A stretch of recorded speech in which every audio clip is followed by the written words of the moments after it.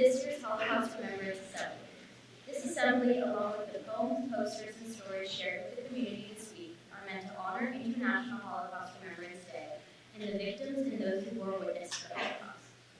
Today, you will hear from Magda Bader, an Auschwitz survivor.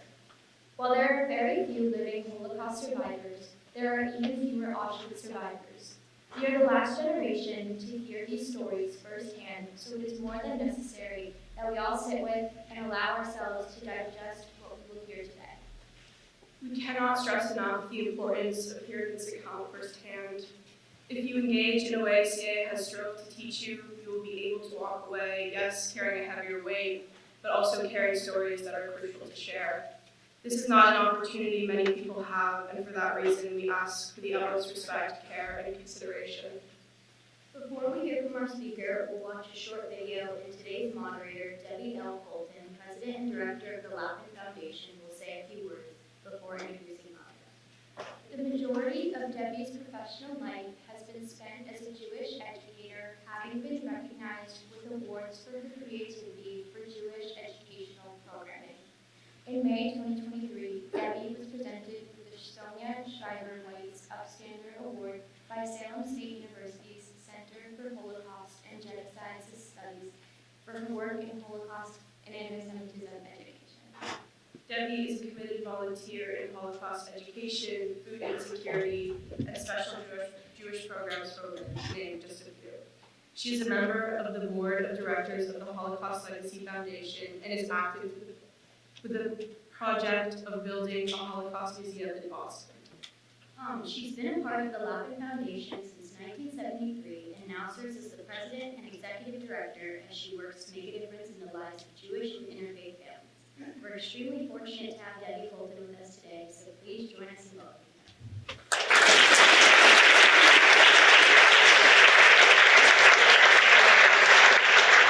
Good morning, everyone, and I want to thank the organizers for inviting Laupin Foundation and Holocaust survivor Magda Bader to today's International Holocaust Remembrance Commemoration. A special thanks to the Jewish Student Organization co-heads who spearheaded this program, Zoe Sachs, Emily Emanuel, and Maddie Plotnick. Thank you. In November 2005, the United Nations General Assembly designated January 27 the anniversary of the liberation of the Auschwitz-Birkenau death camp as International Holocaust Remembrance Day, a time to remember the more than 6 million Jewish people, including 1.5 million Jewish children who were murdered during the Holocaust, and the millions of other victims of Nazi persecution as well.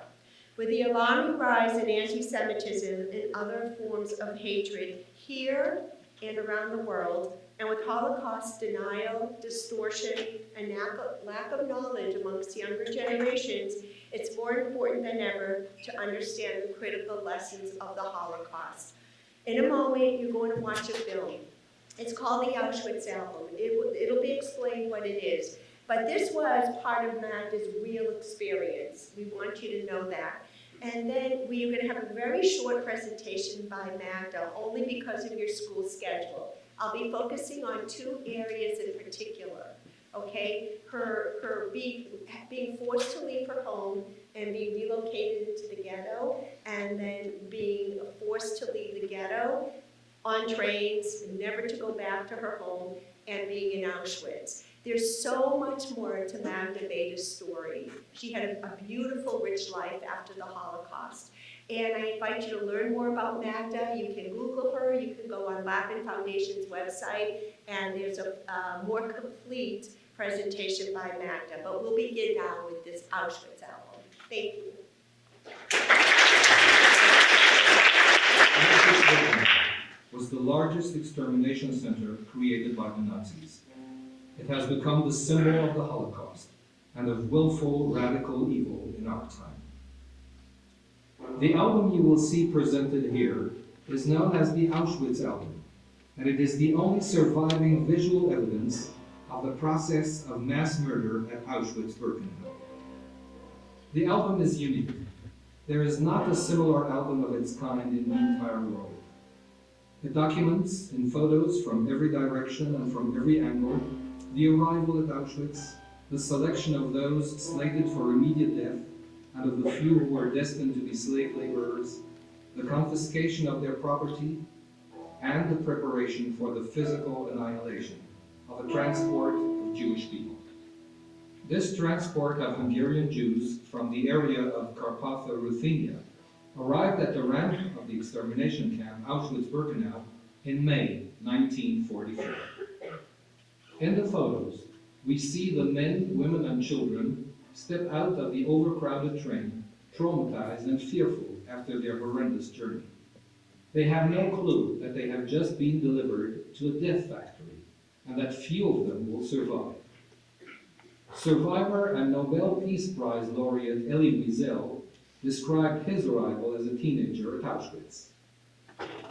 Every yard or so, an SS man held his gun trained on us. Hand in hand, we follow the crowd. Men to the left, women to the right. 8 words spoken, indifferently, without emotion. 8 short, simple words. For a part of a second, I glimpsed my mother and my sister moving to the right. I saw them disappear into the distance, while I walked on with my father and the other men. I did not know that at that place, at that moment, I was parting from my mother and my sister forever. The selection process carried out by SS doctors and wardens took place 24 hours a day, 7 days a week, as train after train unloaded its human cargo. Most Jews were sent immediately to the left, to their death. The undressing rooms of the gas chambers were not sufficient for the masses of Hungarian Jews who arrived daily in the summer of 1944. They therefore had to wait until the undressing rooms were ready to absorb them. The common waiting place was the grove closest to the crematorium that would soon turn their bodies to ash. They were told to sit among the trees and wait for further instructions. These were their last peaceful moments together before being driven into the gas chambers and murdered. It has been said that there will never be people as innocent as the victims on the threshold of the gas chambers. The SS kept the victims destined for gassing in complete ignorance of what lay in store for them. They were told that before being placed in the camp, they had to be disinfected and washed. They would soon discover that what they had assumed were the shower areas were actually hermetically sealed gas chambers.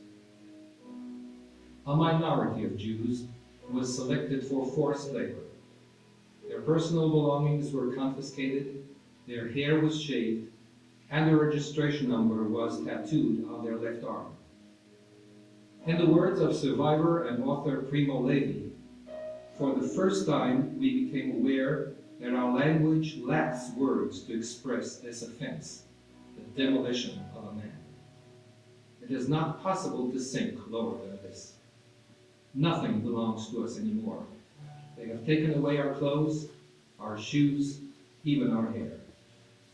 If we speak, they will not listen to us. And if they listen, they will not understand. They will even take away our name. And if we want to keep it, we will have to find in ourselves the strength to do so. It is in this way that one can understand the double sense of the term extermination camp. The work of sorting the possessions that the Jews brought with them to Auschwitz was done by Jewish prisoners who were forced to collect the packages and sort the items that would then be sent to the Reich. By the time the sorting was completed, most of the previous owners were already dead. No memory of the men, women, and children that were deemed valueless upon their arrival remains in camp records. This album is the sole witness to their fate. The Auschwitz album was discovered after the war by Lily Jacob, a survivor of the transports pictured here. Lily gave the album to Yad Vashem, where she knew that its tragic contents would be safeguarded for posterity and shared with generations to come.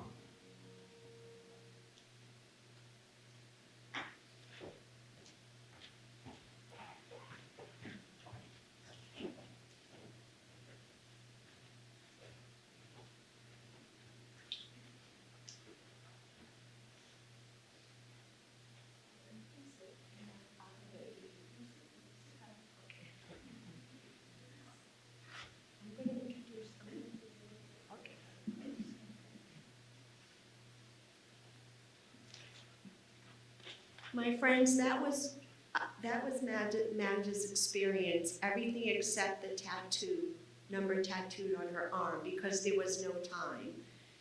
It was coming close to the end of the war, but everything else that you saw and heard, the possessions, losing her family in the line, her mother, her father, her sister, her niece, everything else Magda experienced. The theme of this year's commemoration is recognizing the extraordinary courage and victims of the Holocaust. It takes courage and strength of survivors to give testimony of their lived experience during the Holocaust. So here we stand, you and me and Magda, on the threshold of time, that soon that generation will no longer be here to bear witness. And that's why what we are doing today is so important. Magda is passing it on to us to continue to bear witness to the Holocaust. Magda was born in 1930. She was the youngest of 10 children. She lived in a town called Munkac, Czechoslovakia, which is now in Hungary. Magda lived at home with her parents, 3 sisters, and one of her sister's babies. Magda recalls a happy childhood in a community with, at one time, Jewish people constituted almost half of the town's population, and everyone lived peacefully with each other and amongst each other. Magda lived in a one-family house with all kinds of trees and vegetable gardens, and her favorite thing to do was doing her homework while sitting on the branches of a tree. But once the Nazi policies went into place, things drastically changed for Magda and for all the Jewish people of her town. When she walked to school, she had to walk on the other side of the street because of the anti-Jewish taunting and bullying. It was permissible to discriminate and bully against Jewish people without consequences. In 1939, Jewish people had to wear armbands to identify outwardly who was Jewish, and they couldn't listen freely to any newspaper reports outside of Germany or Hungary. In April of 1944, when Magda was just 14 years old, is anybody here 14 still? If you're not, you were 14 not too long ago. When she was just 14, the Germans took over Hungary, and within a few days, Magda and her family and all the Jewish people of the town were ordered to leave their homes and relocate to the ghetto. Magda will pick it up here and tell you what she remembers about the ghetto. Okay, thank you. Good morning. It's still morning, I believe, barely. No, it's 12 o'clock, right? Anyhow, I'm turning around because I don't want to just show my back to you, but I want to see you and I want to thank you for being here. So, when I was 14, I finished 8th grade, and then I was supposed to go into first level of the high school. They called it gymnasium. And I just barely, during the summer of, before the first, would start the first level at the high school, I took all kinds of classes in preparation, like Latin, we had, and algebra and geometry in the summer, but I never used it because I never went to beyond middle school.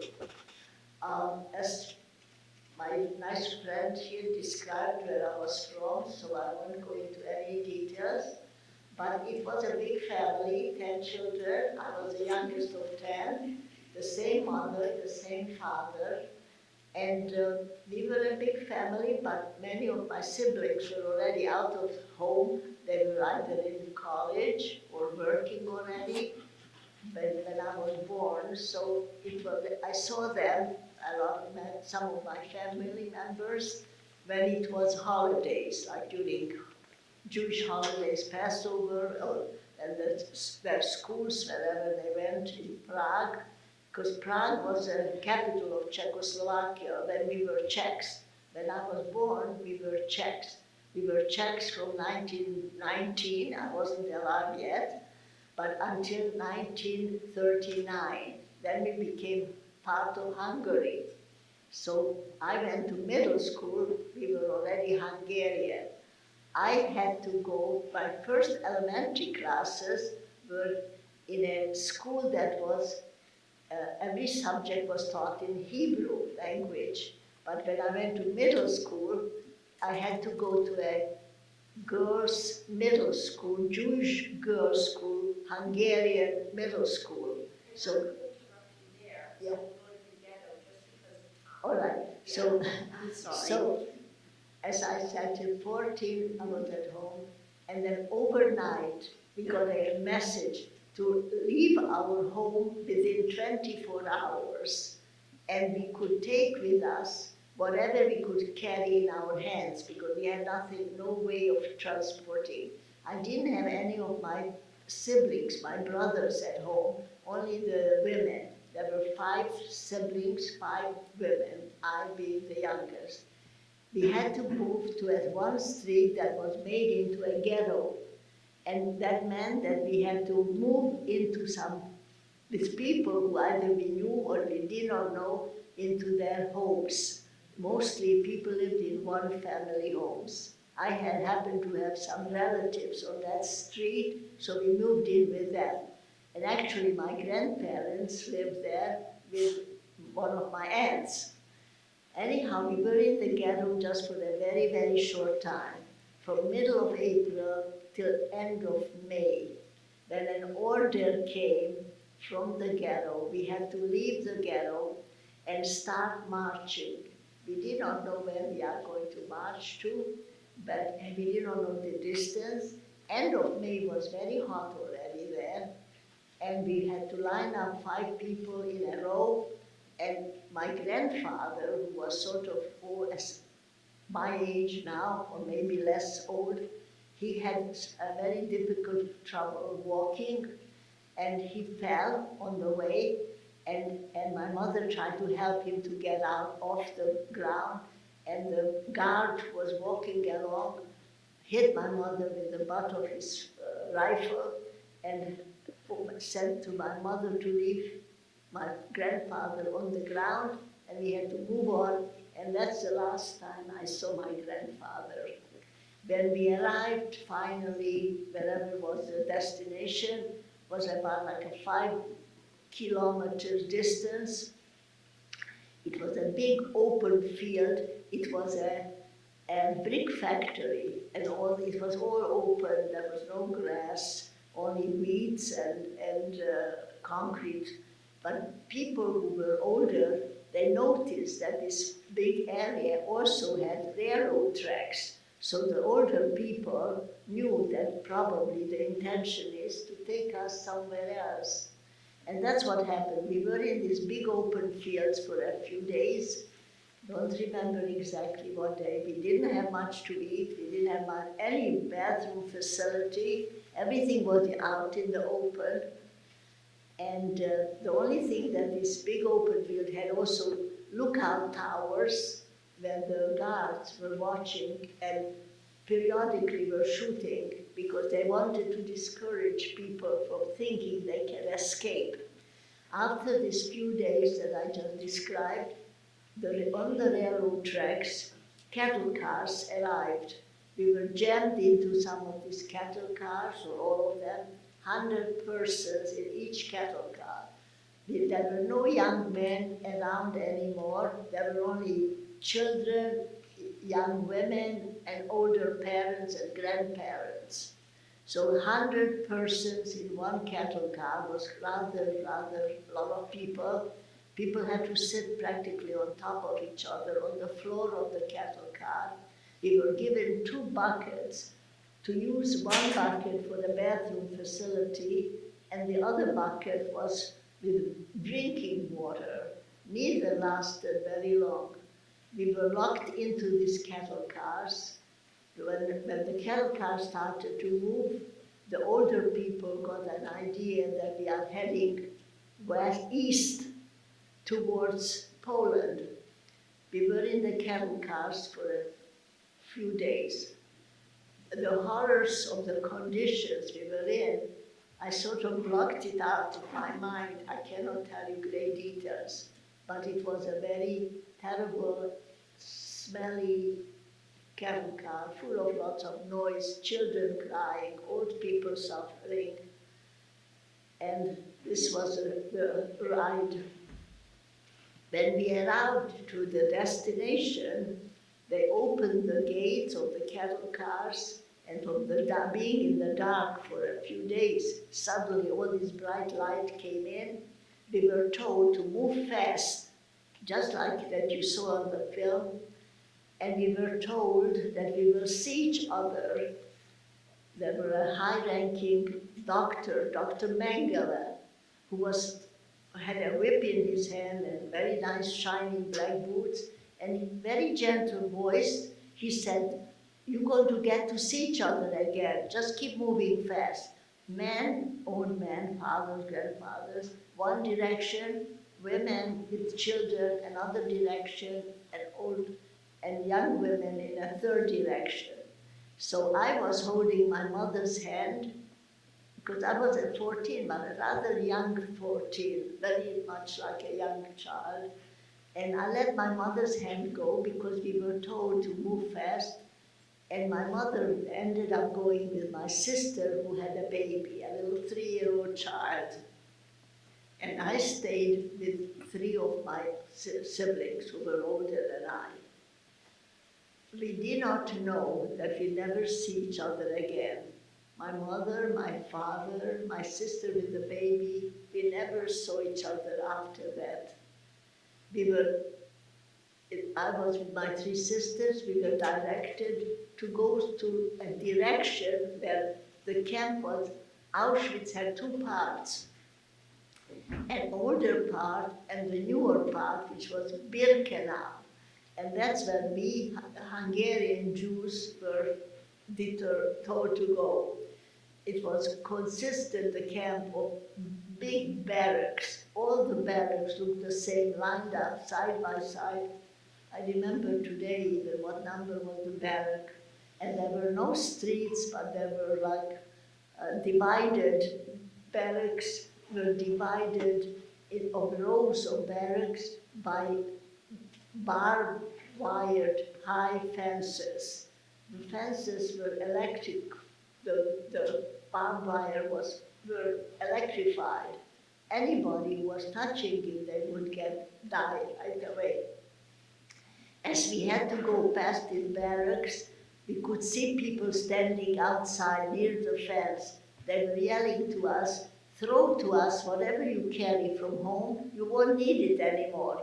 We couldn't believe why they say that to us, because people were still holding on to whatever was very special to them, maybe a book or maybe a dictionary or maybe photographs or jewelry, whatever they had. So it would have been a good idea if we would have given it to those poor people behind the fence, because as soon as we arrived to a barrack that we had to get disrobed, the first thing we had to do was drop everything into the big heap of items that everybody left. All the precious things that were so dear to everybody suddenly was no longer ours. The next barrack we had to go in, we had to disrobe, and they shaved our heads, and then were given a tattoo on the left hand. But by the time our group arrived to Auschwitz, they were so much in a hurry that they didn't even give us a number. So we were destined to die right away also. By that time, in the middle of 1944, Hitler was not doing so well because he was beaten back by the Russians. And so more and more the camp they wanted to vacate, and they tried to vacate it as fast as they could. There were groups of people that were lined up and they were shot right away. Others people were put into uniforms and they were working as laborers. We were not given uniforms anymore, and we were not given the numbers, and we were just had to be going to the next barrack that was, which was like they called it a disinfecting shower. and a little water came out from the top of the ceiling, a little water, cold water. It stood in on concrete floors. There was no soap, there was no towels, nothing. We just had to move out from there as fast as we could and pick up some clothes. It could be anybody's clothes, no longer our own clothes. Whatever was in this big heap, it could be a man's shirt or a man's jacket or a woman's dress, it didn't matter. And we had to move very fast. And the last barrack that we were taken to was the barrack that became our residence. And each barrack could accommodate 1,000 women. Most of those women who were in my barrack were the people who were on the cattle cars together with. The barracks were consisting, I'm sure many of you have seen pictures, like 3 layers of shelving, but they were big shelves, like 12 feet by 12 feet. Plain wooden planks, there was no blanket or anything that would make a person slightly comfortable. We were lying 10 persons on each shelf. And we spent most of the time, the 1,000 women who were in this barrack, outside, along one side of the barrack. We were told to get out of the barrack like 4 or 5 in the morning and line up and be waiting. We had to wait till some of the officers or the guards would come and count us and make selection. We never knew quite what was the selection for because we looked healthy or we looked weak or whether there would be good working people. They tried to separate me from my sister. They did not know we were sisters. There was no record by that time. But I didn't look like a person who could work. They put me in another barrack, but somehow during the night, we were able to separate each other and then reconnect. That's all, most of the thing that I was worried about, that I should not be separated from my sisters.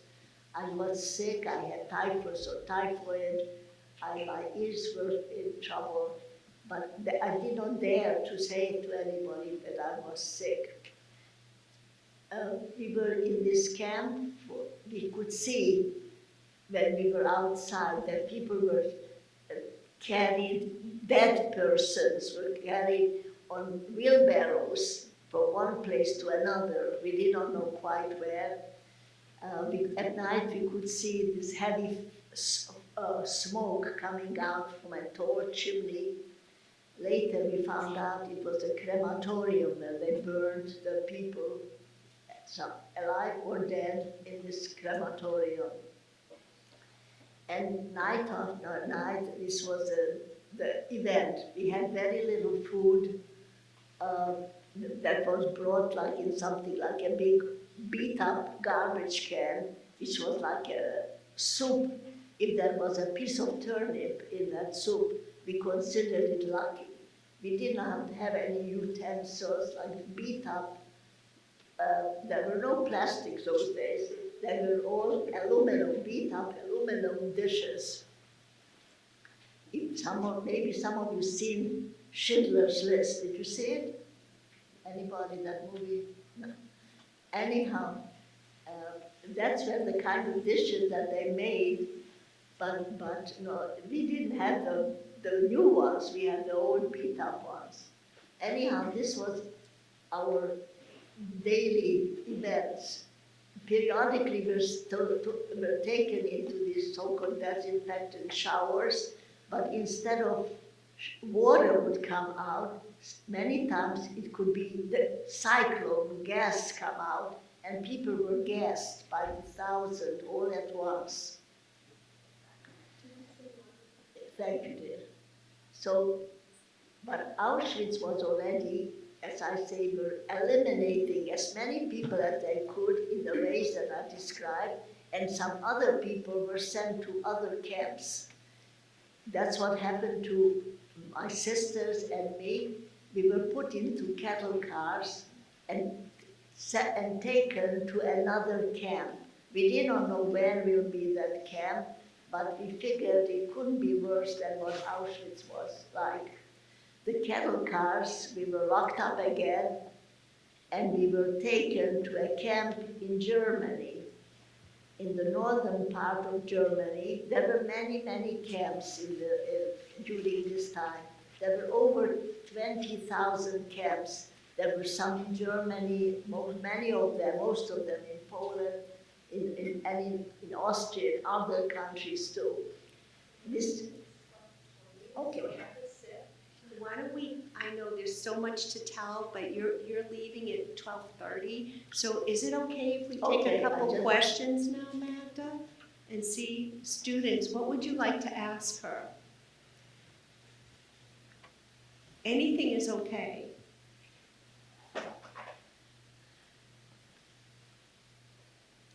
Teachers, anybody? No? Here, someone's coming. Um, Is it, Can you talk loud for me, please? how did you keep your faith in your religion during those like really hard moments? How did you keep your faith in religion during those hard moments? Well, it was very difficult to think about anything but yourself from minute to survive. Because you were hungry, you were dirty, you were wondering what happened to the part of the family who you were separated from, like my parents. So I was praying that I should just stay together with my sister, at least. This was my major concern. When we were in the second camp, which was in Germany, the Bergen-Belsen, there we were, it was a small camp, it was a labor camp. There was an ammunition factory where people had to work. And my job was to cut up stones for paving a road to walk from the ammunition factory to the barracks where we were staying. Um, um, we were there in this other camp, had a striped uniform. It was winter time. We were working outside. There was no change of clothes. And we were then, when we were locked up every night in the camp, overhead we heard these heavy bombers fly, and we knew that the war is coming closer. And one night we were locked up like usually, and the SS guards escaped to save their own lives, and they left the camp unattended. And so we were free, but not very long, because the local civilians who lived surrounding the camps, there were villages, little towns where the camp was, they didn't want us to be there, and they didn't want to be blamed the way we were being treated. So we had a chance to escape, and I and my three sisters, we managed to escape into the nearby woods, even though we had that striped uniform and it was like middle of April. And by the time we were able to get out of that, from the woods, we were all very cold and hungry, and we went back to the campsite. There was nobody there, there was no food. We went out to the highway, which usually led me to go to work, and we met with American black soldiers. And we asked what day it was, and they said April 15. And that's when I knew that we were free, but the war was not open yet. The war didn't end till May 8th. So 2 days later was my birthday, my 15th birthday. So that we were, by that time, liberated. But once we were liberated, and we got some food, because after the American soldiers, the British soldiers came through this area, they found us a place to live in a German house, and they gave us some food. And then we started to think, what happened to our family members? What happened to the rest of the family? So this was a very, very difficult time for us. And if you want to ask me any other questions, Another question right here, Amanda? yes. Hi, I was just wondering what it was like readjusting to life after.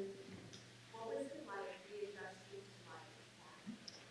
to life? Well, once we were not hungry anymore, we couldn't leave Germany just like that, because we found out that our hometown was not any more place that we could go back to, because it was under the Soviet Union, number one, and second, that people who lived in our house were not told that they have to give their house back to us. So whoever lived in the house, whether they were Russians or local people, we don't know, but they did not have to give the house back. So my brothers, who I didn't talk about, they were captured by the Russians, and they came back, they found out that sad news that we were not there alive, number one, and that there is no home for us if we were alive to come back to. So at that time, the world was already, the war was over, but we could not go wherever we wanted to go. Um, One of my brothers was the only one who managed, when Hitler came into Prague in 1939, he managed to get to England, and we found out that he is still alive, and he found out there were lists made of people who were survived the experience, found out, and he got a letter to us that he was very happy to hear that we were still alive. We couldn't go even to join him because we were stateless. We had to have somebody to guarantee to take care of us, because no country wanted people who were going to be dependent on the country. So we managed, after a year, one of my sisters and I, to get to England. And in England, in London, we had no parents to support us. We worked. I was 16, my sister was 19. We worked in factories and I went to night school, tried to improve my English and got something like a high school equivalency. We stayed in England for 3 years, and then that brother who I mentioned before, who was in England, now he lived in the United States, and he recommended that if I want, I probably could get a scholarship to university in the United States. Again, you couldn't come here just because you wanted to travel. By having admission to the United States is because I had some distant relative that my family found, and they were willing to send us affidavits to come to America. You couldn't come, and people were on quotas depending what country they were from. I know so much to say, but is there one more question? Is that okay, Amanda? I'm sorry. But we were just wondering if you've been back to Auschwitz or to a museum, and just in general how you kind of process the Holocaust media since you've actually been there to experience. So is your question, has she been back and how does she process it? Yeah. Have you been back to Auschwitz and how have you processed it? I did. This last few years, I lived in Florida, and I was very involved in Holocaust education, and there was a group formed, was March of the Living for young people. So I was asked to go back with the students and talk about. It wasn't easy. I didn't want to go back again, but then I was convinced that I'm going to do a good service because people cannot understand what possible these places could be, so cruel, so inhuman, nothing that humans should suffer or go through. So I did go back to Poland, and then from there we went to Israel. And I did that 4 times from Florida. In 2010, 2012, 2014, 2018. Each time, each time was like taking my I didn't want to relive these experiences, but the students learned a lot, and so I felt like I did some good service. You did, Magda. And I think we have to end, Magda, but could you, what message do you want to leave the students with? Take your time. What message, Magda? But What message do you want to give the students? my message is one thing that all as tough that I had, there were some people after the war who helped me to go forward. When I lived in England, when I got the scholarship to Denver University, there was an organization that helped me get a ticket on a boat, a ship, to come to the United States.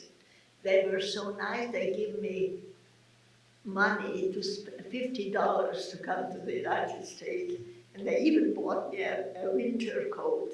And then in the United States, I felt when I came as a student, but then I was working as a teacher, I felt if people were nice, I have to show the students that helping others can make you feel good as a person and appreciate the differences that we have, but we can work things out.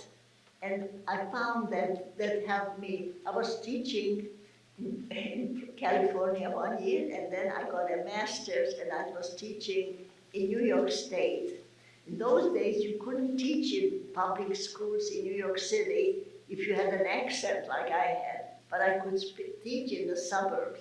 But all along, I found people were helpful, and I felt that I have to be helpful to young people.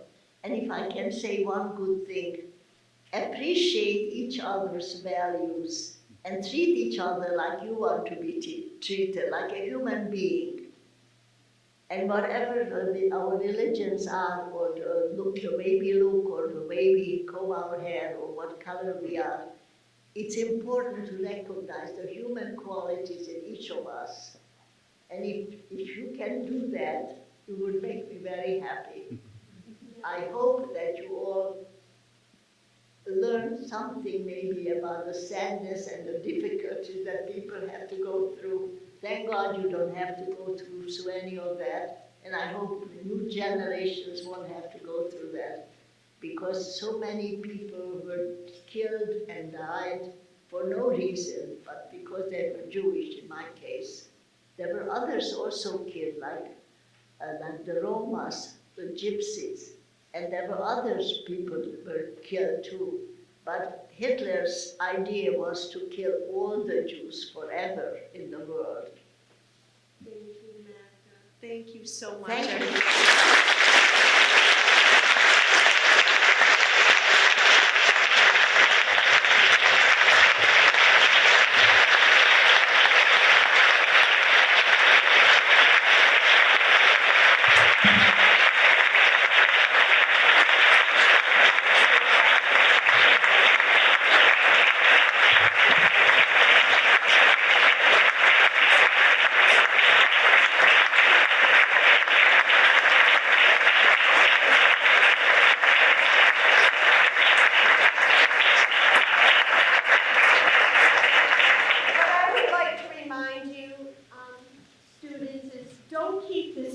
yourselves.